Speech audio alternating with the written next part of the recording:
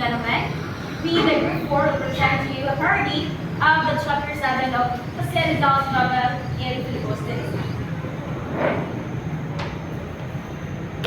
Amelia was called after class by her G9 instructor, Mrs. Diaz, to talk about her failing grades on her class. Good morning, ma'am. May sumasama ako magawa. Wala naman, Iha. Ay, salamat naman, Lord. Nakakala ko kung saan ako sa subject na ito eh. Well, Miss Cruz, I am sad to inform you that you have a failing mark in my subject. But, Ma'am! Why? Bakit gano'n? Hindi ka na mauling bato ko na. Bakit nangyari? Iha, kumalma ka na? Well, actually, there's a way. So let's just say my way. Ma'am, my way? Ma'am, ayoko na kanta nun. Baka babagyo eh. Iha, I can only give you a special assignment para naman madagdagan ng marks mo for you to pass the subject. Well, nasa sayo na yun if you're going to take it seriously or not. I mean, ma'am, I can do anything. Well, she did say she could do everything, but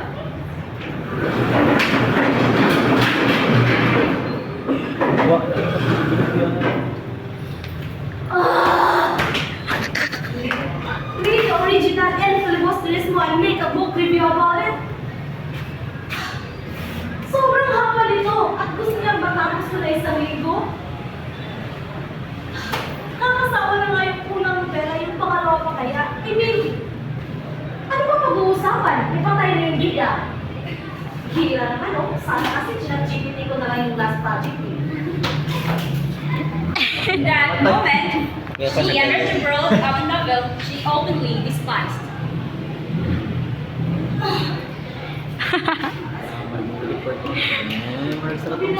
Jim ano ba lady?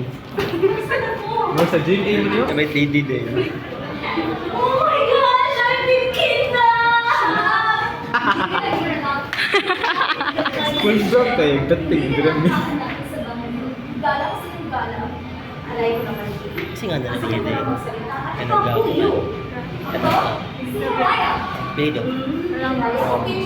Sige. Bakit kanya yung album ang pay? May motion party ba hindi ko alam? Huwag ka na marami na. Sundan na natin si Basilio. Amo na siya ka na. Basilio? Very good mother. Oh no! Don't tell me I've been this guy of a different world, Teacher Moon, Jimmy! Totoo ba yun? Tell me! Someone teach me! Masakit ka na? Wala, wala silent ang person. Teka, hindi ba ito kaya nagkita? May background nga. Hindi pa rin Basilio. Oo, hindi nila tayo nagkita at hindi rin nila tayo nagkita. Pero nararamdaman nila kung pagod na ako ang sarili. Kaya ikaw, huwag kang malikot. In fairness, ang bago ni Basilio ah. Hindi mo? Diyos niyo! Uy, binumo ko na. Yan. Sabi ng huwag kang malikot. That's the why. Before Basilio reached down from visiting his mother's grave, he saw a small light among the trees, which quickly diminished. The snapping of twigs and rustling of leaves, as if someone is out there lurking in the shadows. He mustered the courage to go forward and was surprised to find the identity of a man. Maaari ko ba kayo tulungan? Ginoon? 13 taon na ang nakalipas nung ako yung tulungang ilibing ng aking ina sa ubad na ito. Kaya nung kayo naman ang aking tulungan ngayon. Simon was not expecting the company of a familiar face, especially once he was met as a wanted man. So, he took his revolver close.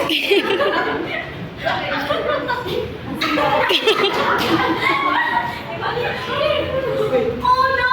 Don't shoot my baby Basilio Hiraya! Ano mangyayari sa libro? Tayo ay magkapagbatyag na naman dito. At sino ako sa iyong nakakala? Isang nakilang tao na nakala ng lahat ay patay na. Ay, ang Kurog-kurog akala yung ko ay labis ko yung dinamdam. tapos din, bubutogin ako.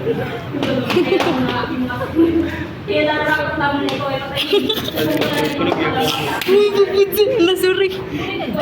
Sige, bubutogin ako. Ako may butore.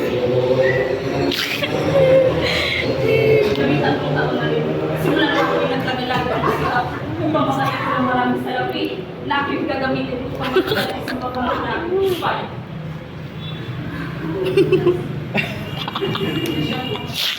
Siya ang papatino sa akin mo. Kaya na lang ang nangyari. Papatino sa kanila ng iyong pinasasita. 13 taon. Nang-cheat nila.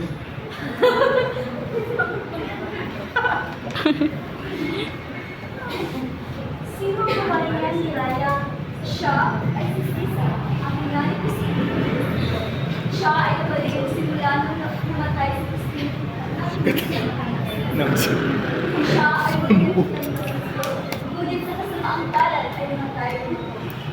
Grabe ang paghihirap ng dinanas si Christine at Basilio sa kamay ng mga ukuran, pati na rin ang paghihirap ng kanilang ina sa kamay ng kanyang mga pangakong sumasawa at mapangusgang lipunan. Sana'y magmahal. Ayaw nga na siya. Ano to po? Kasi di ko sa payo dito. Bakit malito?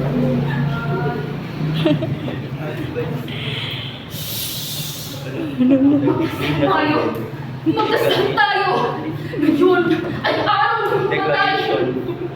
Ang mga ilaw na nakikita nyo ay buhay ng tao! Pag nasa...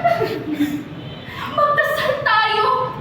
Ipagdasal natin ang mga anak ko! Si Crispin! Basilio! Magdasal natin! Ikaw! Ano? Oo! Ikaw! Ikaw lagi ba? Ikaw napatay ni Crispin. Si Basilio yun! Nagpapadustos sa lubi ng kampana! Ikaw! Ang ilaw na komplento! Sino yun? Alam mo ba kung sino? Ang bunso! Ang bunso Na-break ko! ang fourth wall. Si Crispin! Mga anak ko! Basilio! Crispin! Mga anak ko! Nasaan kayo? Nandito na si nanay! Ikaw! Nakikita mo ba ang mga anak ko? Basilio! Anak ko ba yan? Hindi ikaw si Basilio! Basilio! Crispin! Basilio! Crispin!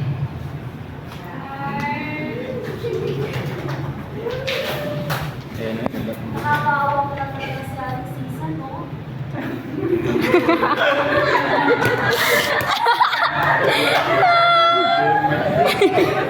Muwa ang gutom. Alam ko na lang sila sa kalas ng yan sa iyo natin. Kaya nakakaya ko. Upang ako hikayat upang ikaw ay aking hikayat na sumali sa aking galing. Kaya tulungan mo ko magsakin ng pamahalang kasilan.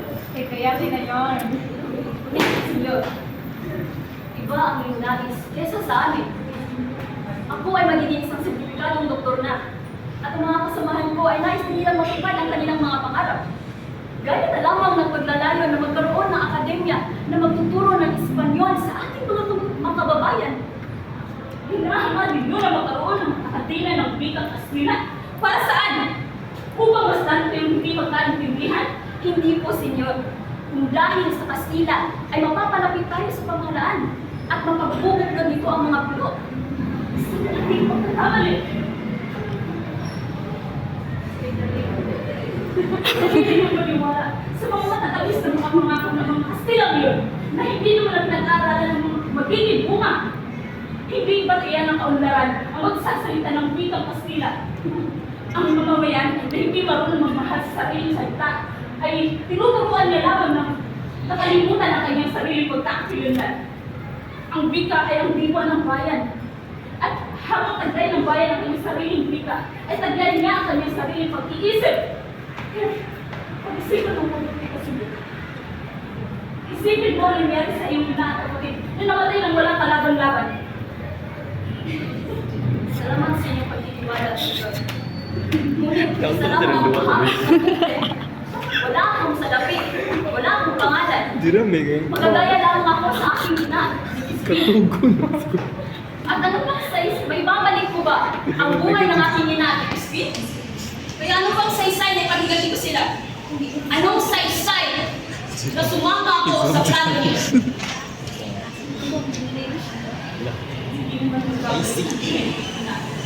Ay, pagkukuhan mo naman, hindi mandanasan ang iba ang nangyari sa kanya. Walang makakaalipin. Kung walang magpapaalipin. Correct. Pag-isipan, tulungan mo akong palayan ng bansang ito.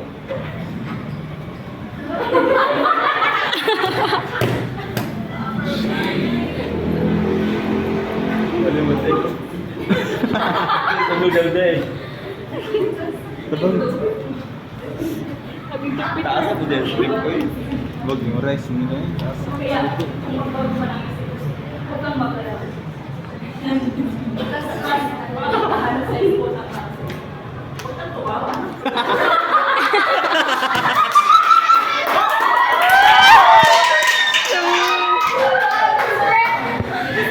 Senyor, parang nahihirapan na rin. Nahihirapan ako sa talisod. Kaya nila,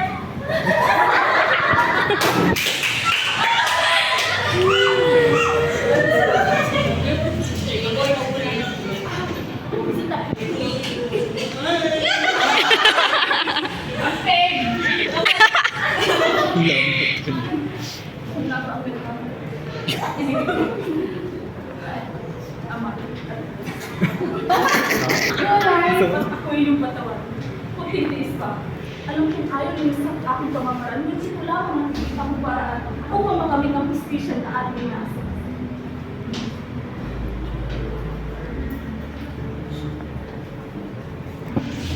Bakit? Parang tulala. Realize ko lang kasi na ang laki pala ng pinagbago ko para sa istorya nito. Hindi natin siya masisip. Ang hirap pala talaga ng mga buhay na bibigay sa panahon ito.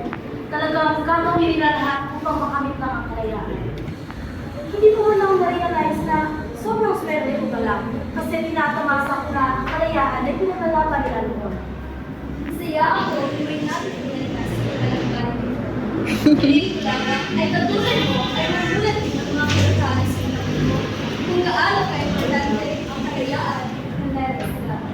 At ang sana rin ay hindi nila makalimutan mahalin na kalimutan ang ating kultura, ang ating bansa at ang ating wika. Tama ka, Raya. Pwede ba ka-request? Ano yun, Raya? Bakit mo manatili mo lang dito? Kasi gusto ko kasing maraman mo ano yung mga istorya nito. Pwede naman. Pero para sa tayo makikita, pwede kita gawin isa sa mga karakter sa nobela ito. Ikaw ay magiging sinuna at ako ang magiging ako mo dito sa nito ng Ellen Dito Teresa. So ano? Are you go? Oo naman! For the go!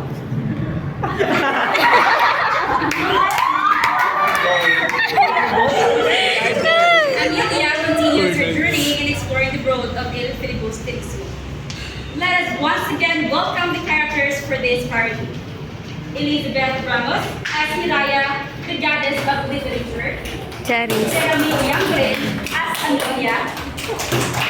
Lady Lubilito as Basilio.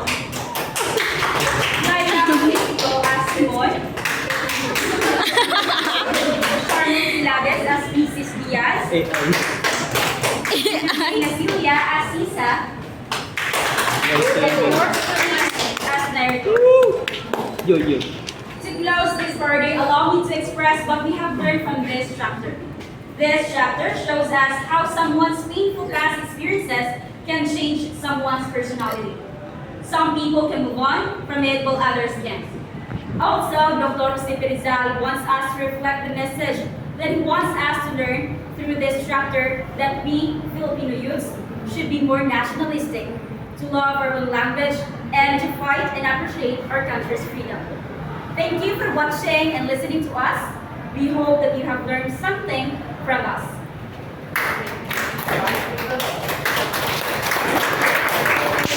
Alright, thank you for that. Group number 4. And we have now the sharing.